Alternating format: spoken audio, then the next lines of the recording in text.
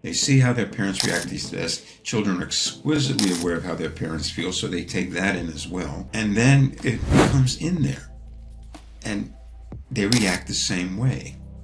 You know, they don't understand why they do it because it's non-worded. It's almost on this, like I said, subliminal level. These are internalized responses. I remembered him. In fact, I even had the notes. And he explained to me how he just felt empty and how he never could please this woman. And I told him, do you realize you're playing the same role with her as you did with your parents? Welcome back to From Drift to Direction, the podcast where we explore the experiences, mindset shifts, and lessons that help people move from feeling stuck to living with greater purpose, awareness, and intention. Today's guest, Dr. David Marcus, a clinical psychologist with over 40 years of experience helping families navigate stress, conflict, communication challenges, and major life transitions. Throughout his career, David has worked extensively with parents and children, helping them better understand emotions, improve communication, and build stronger relationships. His work focuses on a powerful idea. Many of the ways we communicate, react, and parent today were shaped by our own childhood experiences. In a world filled with social media, busy schedules, financial pressures, divorce, co parenting, and constant distractions, David helps families develop what he calls a common emotional language, creating healthier connections between parents and children. David, welcome to the show. Thank you for having me, Peter. I appreciate it. Thank you. You've spent more than 40 years helping families throughout some of their most difficult times. What inspired you Yes. to dedicate your career to this work? Well, when I first started, I got my doctorate. I wanted to work with children. And it was interesting because I was in an area where there was very wealthy families and very poor families. And the culture shock really got to me a little bit. And so, you know, one child would be all upset because they didn't get a pony for their birthday, and they were very wealthy people. But most of the people were from poor areas, and they would come in and just tell me horrific stories about their family. Oh, by the way, my brother got shot this week, things like that. I'm going, wow. And I realized these children in the lower economic strata, but even middle class, etc., they really needed to have an advocate, with the system, because a lot of the system was failing them, especially, and so I began to do work with high stress families, high conflict families, and I would see their children, and I would get their emotional perceptions, and my goodness, their emotional perceptions of what was going on were pretty hard. And so I began to advocate for them with the courts, with doing custody work, um, because they needed it. These children were caught in very bad situations, and they needed an advocate. And so I've sort of dedicated my practice to that. And through that, I learned so much about how people don't communicate well, and how life circumstances and their previous own parental history have really had an impact on how they are today. And so I've delved into this quite a bit with the patients that I've seen, especially the parents who don't realize how much their own culture and their own parental history, their own childhood, really has impacted on how they react now. Uh, Even with the most sincere wish not to do that, they do it anyway. And there's explanations for that I'd like to share with your listening audience. That's interesting because you mentioned that you were working with people from with different backgrounds. Do you think they were going through different challenges in life? Do you think that there's something in common with dysfunctional families and the way children feel or how they're treated? Yes, I mentioned it. They really don't know how to communicate well. Okay. either between the parents or between the parents and the children. Hmm. Part of that can be cultural. Uh, the British stiff upper lip, and we don't talk about emotions, and there are cultures like that. And so children should be seen and not heard. Uh, children, they're resilient; they can pretty much put up with anything. Uh, these are all misconceptions. All right, you know, we parents bring up their children the way they were parented for the most part, and they come to somebody like myself when the children are showing symptoms. Hmm. It could be anger, it could be anxiety, it could be misbehavior, and they don't come to me first. They talk to their friends, they talk to family, they talk to anybody they can to get advice, and they finally hit my door or somebody like me when it hasn't worked and they don't know what else to do. So they finally realize they need a resource to say something is wrong here and I can't fix it and I don't know why it's happening. And a lot of it's because of what they didn't get as children. So how can they give it to their own children? Hmm. And I have to explore this with the parents, say this is what you were missing and this is how we rebuild it for yourself, between you and your spouse, and certainly between you and your children. And they go, oh, I didn't realize that. Because it's just the way it is. Right. So, there's a lot of work that needs to go into this type of thing, Peter, because you have to explore the parents' own histories and how they vary, especially how they communicate emotionally. That can vary so many different ways. And if they don't get a common emotional language, they're always at odds with one another. They misinterpret what each other's saying, or they project onto them what they already know from other situations. I mean, there's a complicated situation, and it's Right. up to people like myself to clarify that so they can understand what's really going on. Hmm. And in your work, and that leads me to the next question. In your work, you talk about we parent the way we were parented. Do you think we can break that cycle, that pattern? Yes, we can break that pattern. That's kind of what I've been doing for all these years, to tell you the Okay. truth. Parents come in and well, the first thing they're afraid of is I'm going to say, oh, you're really messing up with your children. But of course, I don't say that. What I say is we're going to go on a mutual exploration of why it's happening this way, which includes our own history, of course. And then we'll tweak your parenting skills. This is a nice way of saying you've got something to learn. Right. And you can change it if they understand why they're reacting the way they're reacting. Then they can begin to say, oh, now I understand it. And they begin to deal with it differently. There are there's a process called internalization. I don't know if you've heard the term, but I'm going to use it in a certain way. All right. Internalization is almost like subliminal learning. It's learning responses underneath their level of awareness. And for instance, one of the things that children internalize from their parents is how to react to stress. They see how their parents react to stress. Children are exquisitely aware of how their parents feel, so they take that in as well. And then it becomes in there. And they react the same way. They don't understand why they do it because it's non-worded.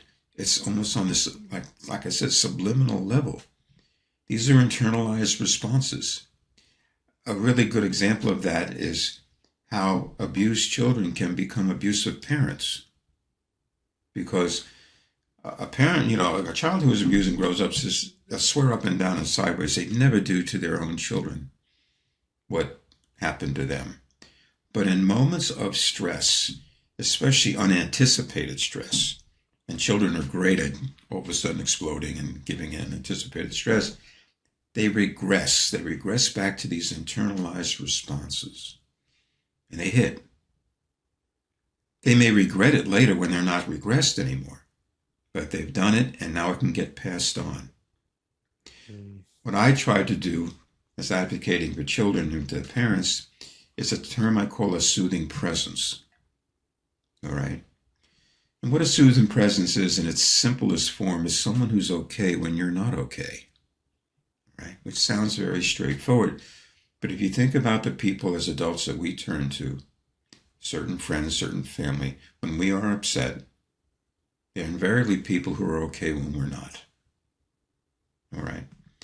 Now, and I call it a soothing presence rather than a soothing person because you can't be a soothing person without having an environment that promotes it. In a lot of these cultural, familial situations, economic, whatever it might be, speak against that. Hmm.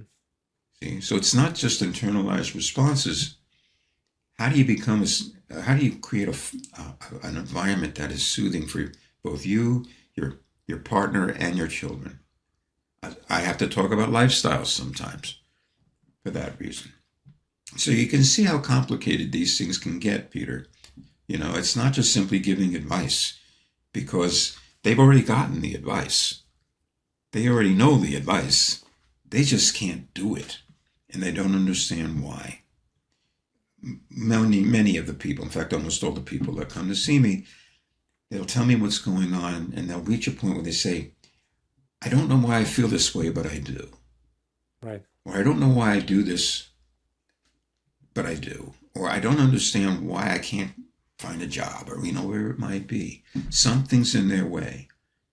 Often it's these internalized responses and what they didn't get, the gaps in their experience. That's why they say, I don't know why. I make notes of those things and say, that's what we need to explore. If you could give me the perfect explanation for what's going on, you wouldn't be sitting here with me in the first place. You know what I mean? Right.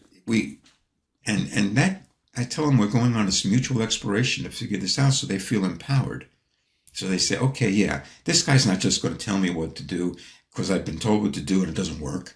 I need to Right. understand why this is happening. Hmm. So the work is intense, but it's very rewarding. And when I see children who are really being hurt by their family situation, that's when I advocate for the children. If I have to do it legally, I will do it legally. Before Right. that, I try to help the family. But if it's a really bad situation and they're already involved with the legal system, I have to advocate for the children. I really, really Right. do.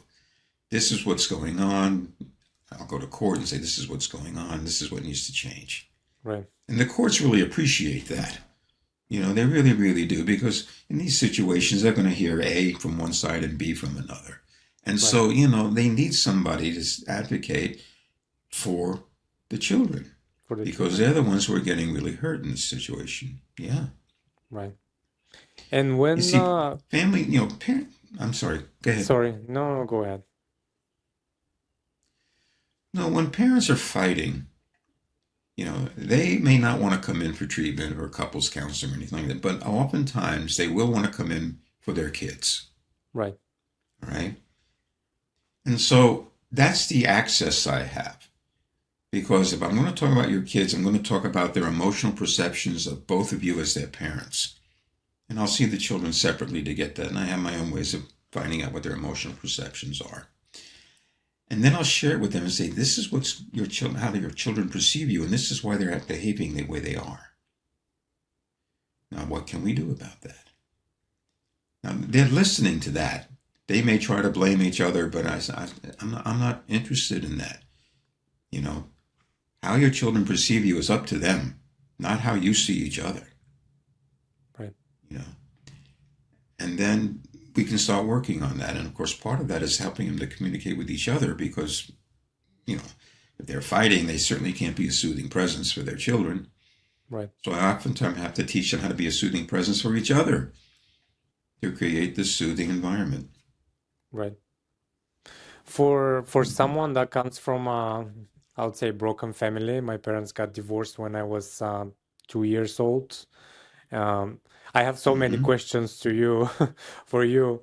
But my question, I many times I I heard, usually run out of time with people, to tell you the right, truth. I yeah, usually run out of time. exactly. Okay. Many times I heard in the past, parents will try to stay together because even though they're not together, they don't feel like they want to be together. They try to stay together because of the kids. Uh, do you think that Yes, that's yes. healthy for the family in general? If they're not together, they don't have the connection, they might be fighting and all that. Do you think that's a healthy environment for the kid? No, of course it's not a healthy environment for the Mm, children, but there's legalities involved in this. Like I said, I've been an expert witness in court, and I've had to right. learn a lot of these things. They may want to split apart, but they Mm, realize they're in a dysfunctional relationship. You know, problem is partly financial. It's very much that's a lot more money to support two households in one, right. right? No, the other part of it is that the law says if you leave and you leave your kids there after a certain amount of time, it's called abandonment. Mm, So a lot of couples stay together so the other one can't accuse them of abandoning their children. Now, abandonment can be defined in many different ways, but it also, when people split up, there has to be a very specific, especially if they're high conflict, it has to be a very specific visitation and transition program because the children are going to be stuck in the middle of this situation.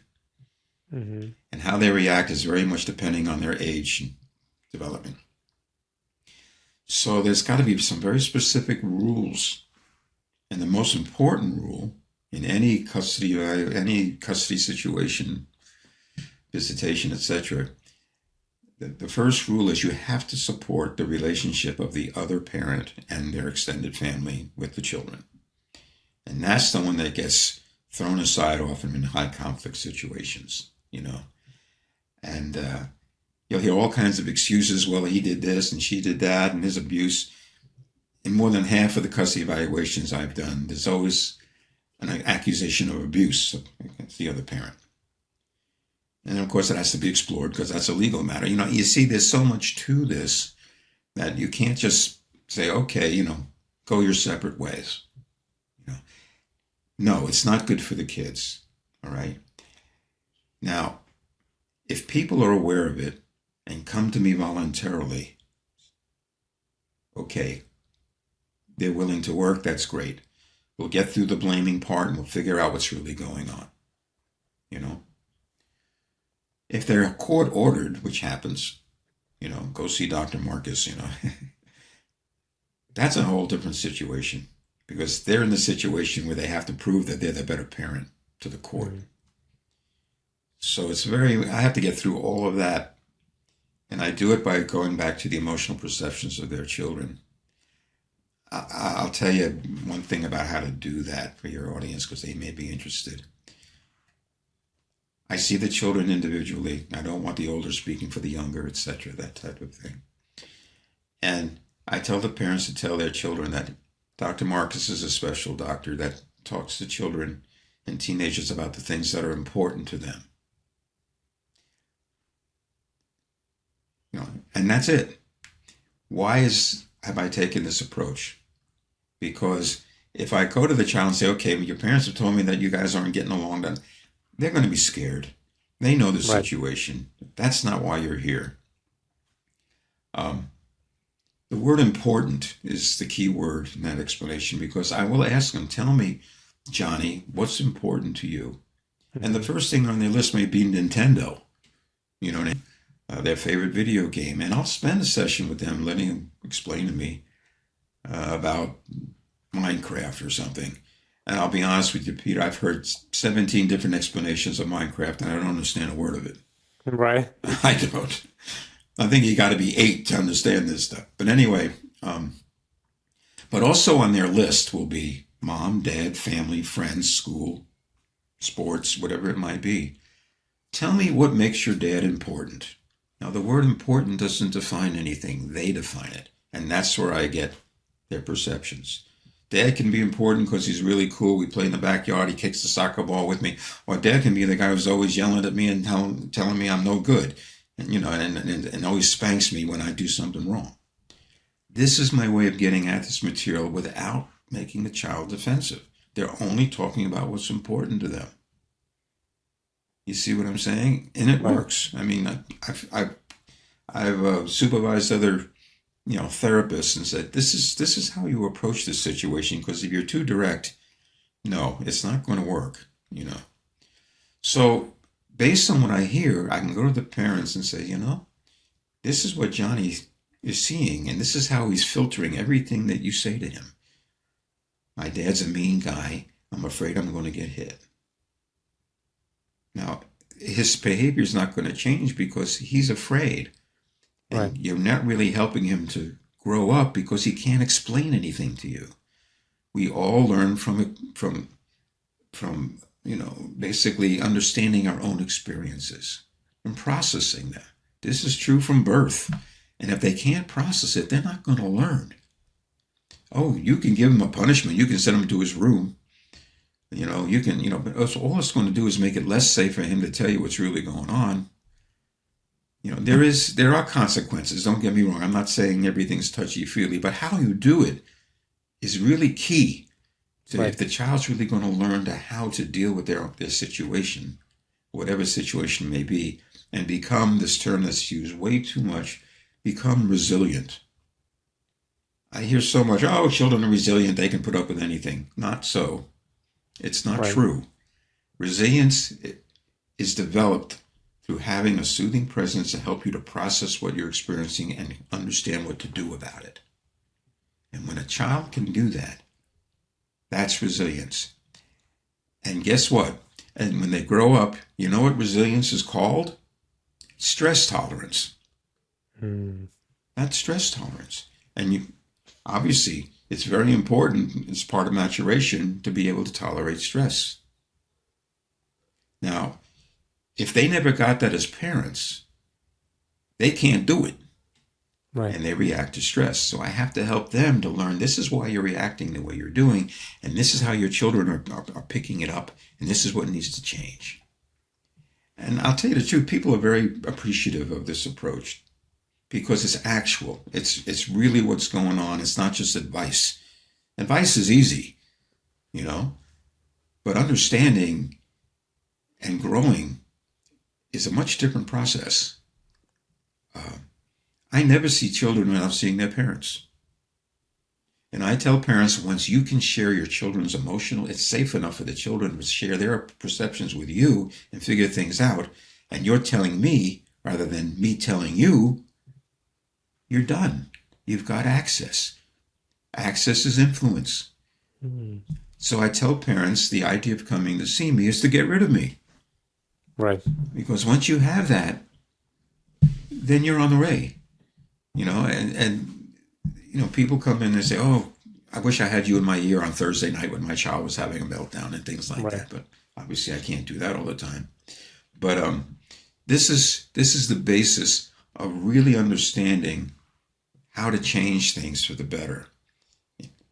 Now, if it's too far down the road, if they're just hammer and tongs and it's, there's no helping them, then it's legal. Then it's okay. I'm advocating for your kids. You two, if you're going to split up, you're going to split up. I'm not here to do marriage counseling. I'm here to say this is what you're going to need to do as co-parents. This is what your children need. Because if you don't give it to them in a co-parenting situation, the child, especially young children, they need their parents to be okay if they're going to be okay. That's no surprise to any parent. Children pick up on it and they get very tense or they act out. So how can you do that? If you don't, your child's going to try to make that situation better. They'll take on a role. They'll take on the role of pleaser, placater, messenger, which is a terrible role for children. You tell your dad this, and or don't tell your mom that. No. And this really affects them. Infects is probably a better word. Affects them down the road. I saw a young man who I saw when he was 10. Yeah, I saw his sister too, who was 8, and his parents were divorced and always fighting. All right. And he was the role of both the protector and the placater. He was trying to protect his younger sister from the anger at home. He came to me as an adult, 15 years later. He's grown, he's got a good job, he's a nice guy. But he's involved with a woman who is very, very high maintenance. And I remembered him. In fact, I even had the notes, And he explained to me how he just felt empty and how he never could please this woman. And I told him, do you realize you're playing the same role with her as you did with your parents? His eyes went this big. You're right. You're right. You see, one of the things that's so odd about people's attraction to one another, Peter, is what we euphemistically call chemistry. Right. Right? There's chemistry between it. Mm-hmm. Chemistry doesn't have to be the most positive thing. He was used to having to try to placate somebody, try to please them all the time. That felt natural, so the chemistry felt natural. But it wasn't healthy. And he felt empty because when you take on a role as a child, and I call it a not me situation, because they're not developing themselves, they're simply playing a role to make sure their parents are okay. They don't develop themselves. This young man got away from that woman, found a much kinder, soothing type of woman. Okay. Right. They got married, have a child now. He's doing what he wants to do, developing himself, and he feels great. Thank you, Dr. Marcus. But the main Right. thing was letting him know this. He internalized this. He didn't know why he was doing it. It just felt right, Right. but it wasn't right. So there's the example Interesting. I can give you. So how do we break those patterns? Is it by working, starting from younger age, realizing? Well, the first thing is for the parents to be willing to look at themselves and look at the gaps in their emotional experience. I don't know why I feel this way, but I do.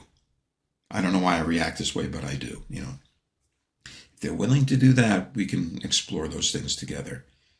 And they'll have some, oh, well, yeah, now I get it. And how that's helpful, how they react to stress especially. They may react to stress totally differently. And so they can't talk about the stress. Mm. And they keep blaming the other person. One person needs some time to think about things. The other one wants to get to it right now. Right? That's not atypical. Once they understand, well, this guy really does need some time to just think about it. That's his natural way. And hey, I'm going to have to wait a little bit, even though I'm sort of chomping at the bit, and really understand what's going on rather than just react to it. Now we can start to work on them being the soothing presence for one another. All right? That translates into doing that for their children. And what's wonderful about this is instead of them internalizing aggressing to stress or freaking out at stress or getting real quiet at stress, whatever it might be, they internalize the soothing presence. And now they can do that for a partner, and now they can do that for their own children. We're changing the whole family dynamic, all right? And that's the real, reward for me, to tell you the truth. I've had kids that I saw when they was 8, 9, 10 years old come back to me when they're 18 and just. I had one young man who I helped for a couple of years with a hard situation with his family. He came back when he was 18, just walked into my office one day, all tall. He used to be a small, chubby kid with one-rimmed glasses, to tell you the truth. Sort of a smart aleck kid. Now he's all grown. He got a scholarship to Northwestern University. Long hair, but it's same. I recognized him because he had the same black glasses. And he said, "Hi, Dr. Marcus. I just wanted you to know that I got a scholarship to Northwestern and I'm going to study psychology. Thank you." And that really made me feel great, of course, Right. This was 10 years after I saw him. And this young man coming back to me and saying, "You really helped me. I changed my life because of that." But the depth of the conversation has to be there. Now, the parents are just going to want to prove that which one's good and which one's bad, and they're alienating their kids from one another. I'm going to court, and I'm going to advocate for their children. If they're willing to work on it, fine, But if not, if they're just trying to make their case and hurt the other parent, I'm not going to sit there and put up with that. It's just, hey, I can't help you. I can't help you if all you're going to do is point fingers. Right. Okay, that's a legal matter. Go to an attorney and figure out how to resolve this thing. Hmm. All right. So the hardest work I've ever done is called reintegration therapy, where the children have been alienated, and they send them go see Dr. Marcus, and you know the alienated parent wants to come in. The parent who's winning by alienating the children from the other parent, they have no motivation for coming in. They're winning. Right. And the children have had to take a side. And so they don't want to come in either because they don't want to be in conflict about the parents. They just want to see one's good and one's bad. That's really tough. And that may take a year and a half to even make any sort of progress. And in the meantime, I might have to go to court and say, if you keep doing that, if you keep telling your kids this, that, and that about your other parent, you're going to have supervised visitation. Right. You won't lose custody because that's a hard thing to do, but you will get supervised visitation. Your visitation may be limited. Your phone contact may be limited unless this changes. The hardest people to deal with that are narcissistic parents because they're always right. And they'll fight you on it. And they'll get angry about it. Hmm. And I just go, it's up to you. Up to you. You have to protect the child. And they lose. They lose. They lose, Right. So anything else I can tell you about that? I mean, but those are the limitations as well as, what's necessary. Right. We live in a world Anything else I can tell you? we live in a world of social media, financial stress, distractions. How are today's children being affected by all that? I said it earlier, but I'll emphasize this point. Children are exquisitely aware of how their parents feel. You may try to hide it, but it won't work. You pick up an infant, and if you're tense, they'll begin to cry. When I talk to the children, the younger children, when they hear their parents arguing or fighting, whatever, they'll go and go up to their room and play and try to do something and just to not hear it, but they're aware of it. And so how it affects them, I gave you some examples of the roles some children have had to play in order to keep their parents, trying to make their parents okay. That's one possible consequence of it. Now, as far as social media, what affects people in the modern age, social media is a very convenient thing, but it's also a dangerous thing. I'm sure this is not new to you, cyberbullying and, all the types of things. It's really, really difficult for young adolescents. They're the ones who seem to get affected by it the most. Because in adolescence, young adolescents, they're just beginning to what's called individuate and become their own person. And there are new roles that take on importance. Status becomes important, popularity becomes important, how smart, how athletic, all these things. And they're emerging, but they don't have a lot of confidence in these new roles that they're playing, these new things, and so they're easily mortified. They really can get hurt. And kids at that age can be really cruel, it turns out. Junior high age is tough.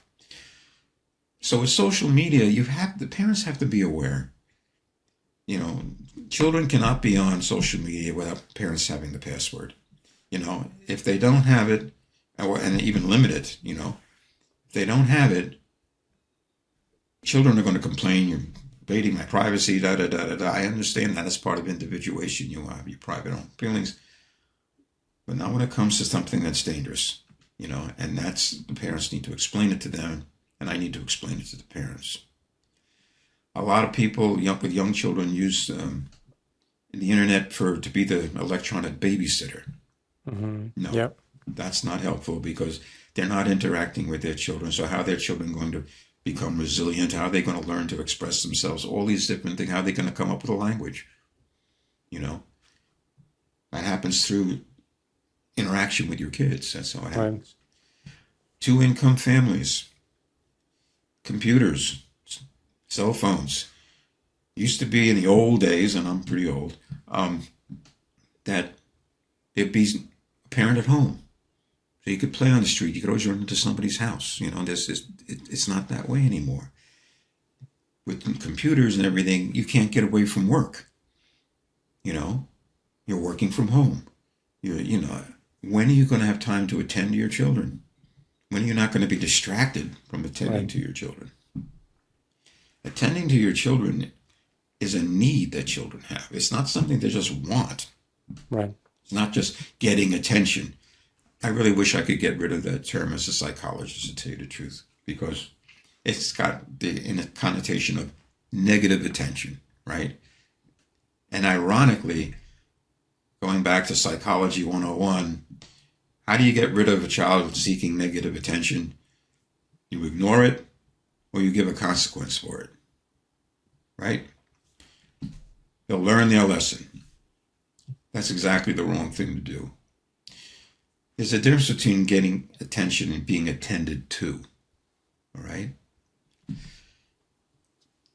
Children, in order to develop self-esteem, resilience, and emotional language that they can share as a safety of being able to talk about their feelings, all requires the parents to attend to them. Right. So the analogy I use with parents is there's a difference between something that you want and something that you need. You may want a new van, but right now I can't afford one, so I'll make the old one last a while longer. Something you want.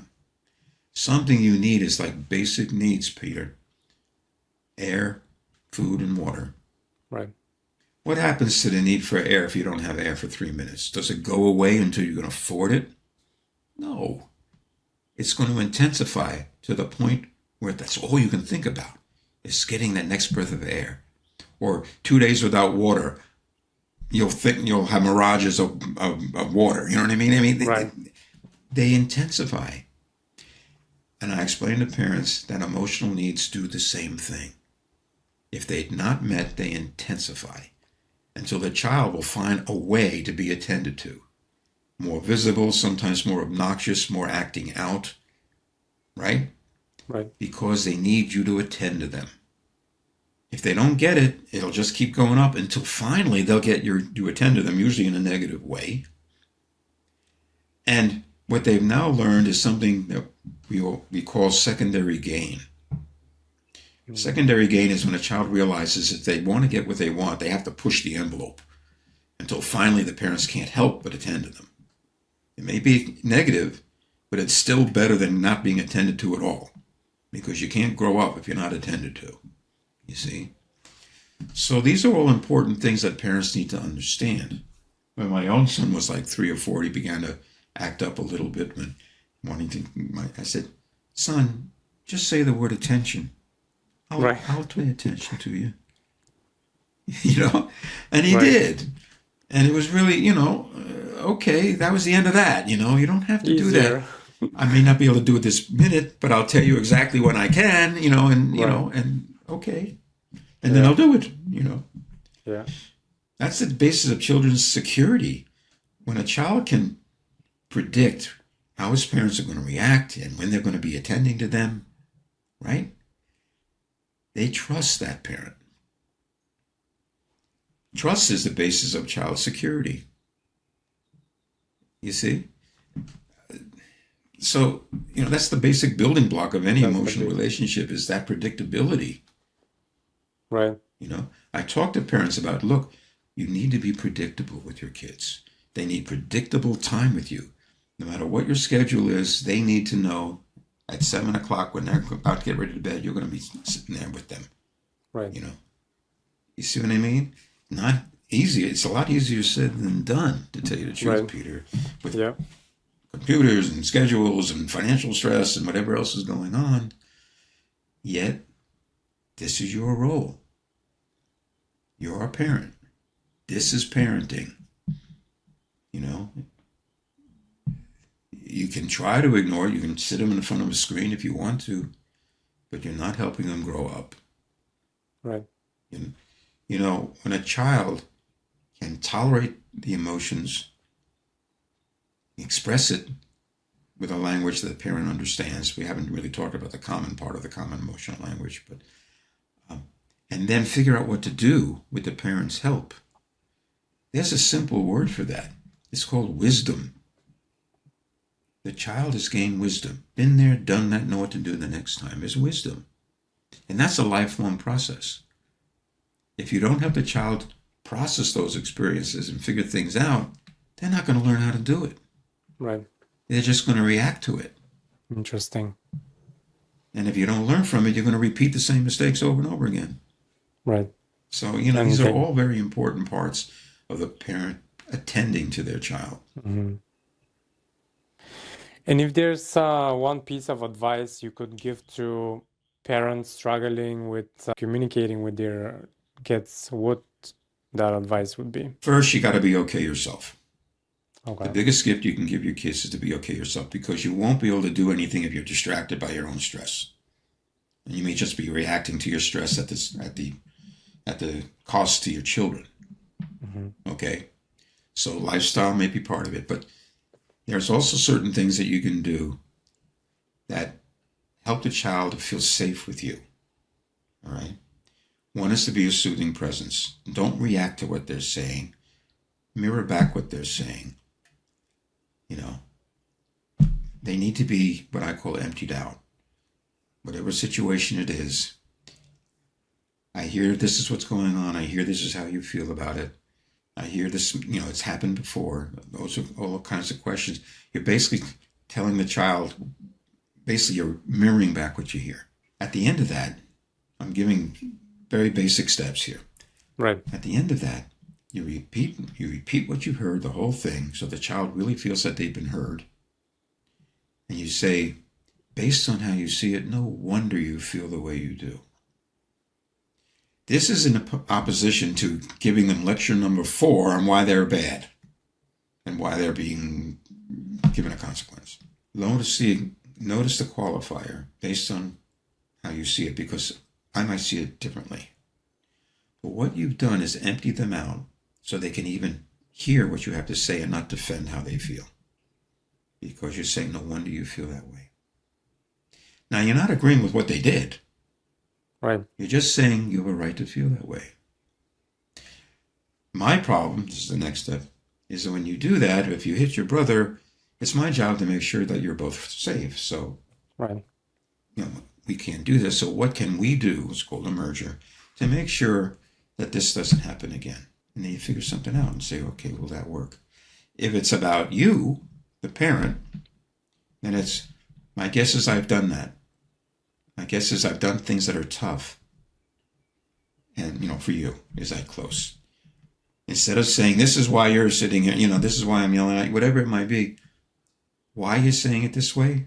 Because it's obviously the truth. You've done something that they didn't like. You may have had a reason for doing it, and that'll come out later. Right. But the first part is giving them the opportunity to say, yeah, you really made me mad, Dad, when you did this. Mom, you're so mean to me. Do the same thing and mirror back. No wonder you feel that way. What can we do about it? Mm-hmm. Child is safe now. They can actually say, I don't like what's going on.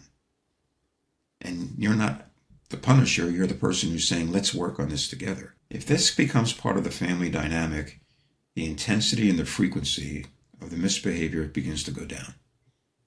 Because obviously the more words, the less behavior. I mean, how many times have parents said to their children, don't do that, use your words. Right. That phrase is used all the time. Well, that's a skill. That's not something, you can have the brightest child in the world, they may not have an emotional language because you never helped them develop one. You see? So, right. Okay, a 5-year-old, this is so important. A 5-year-old, we expect temper tantrums because they don't have the words and they don't feel safe and they can't talk. So they act out on their emotions, sure. Right. But if they never learn to do this, let's face it, a temper tantrum in an 18-year-old can lead to jail time. And, you can't do that. You can't just act out when you're an adult. Right. You see? So this is a very important part of parenting. And how to do that becomes very much what I try to help parents to do. So they don't pass on the bad stuff. Even they don't mean to, but it still can happen. It happens. This is how you can really change things. This is what makes the difference in how your children will become adults. Right. Free thinking, safe, emotional, mature adults. Making wise decisions, adults. Right. Because they've been able to gain wisdom. And the last thing I can say, when you listen to somebody and you mirror back to them what you heard so they know you're listening, and then you say, no wonder you feel that way, so you're honoring their perceptions, there's another common word for that. It's called respect. You've shown your children respect. You're respecting how they feel. You're respecting their views. You may not agree with them, but you're still respecting them. You see? Right. And that, we're getting into self-esteem. That We're getting into changes them everything. respecting themselves. It blossoms from there. Right. I think I've talked an awful lot about it. I'm filled Well, up we the went time over here, a little Peter. bit I of hope it's, time, but David, that was a great conversation. And for the people I hope who it was found, helpful for your audience.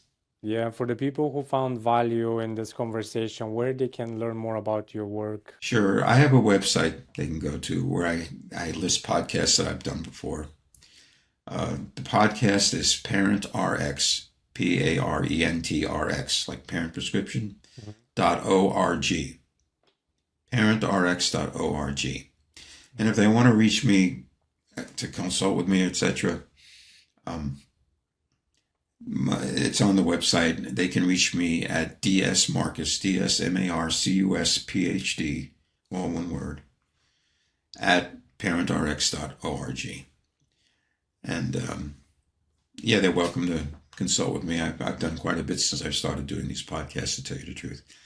And I appreciate, you as a podcast host letting me sort of disseminate this information.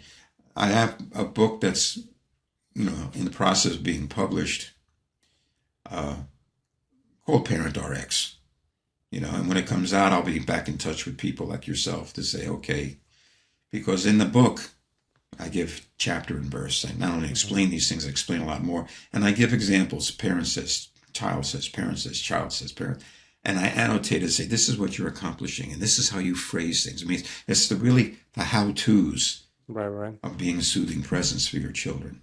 Okay? Interesting. So that hopefully that'll come out soon. We'll find out. We might My need to agent's have a working on it as we second. We speak. might need to have a second part after you publish the book. Okay. Thank you, No, David. that would be fine. I'll be getting in touch with people, obviously, when the book comes out, Right. yourself included, and saying, hey, the book's here. Right. Let's talk again. All right. Thank you. And but thank you again for having me Yeah, on the definitely. show. I appreciate Thank you. it. I Thank you do. for being part I of the hope. show. Oh, One of the okay. I hope biggest, it's been helpful for your listening audience. thank Mhm. you. Go One ahead. of the biggest takeaways from this conversation is that our childhood experiences shape far more than we often realize. The good news is that greater awareness gives us the opportunity to better understand ourselves, improve our relationships, and break patterns that no longer serve us.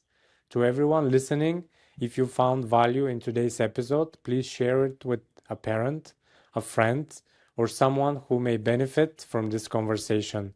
Thank you for listening, and we'll see you in the next episode.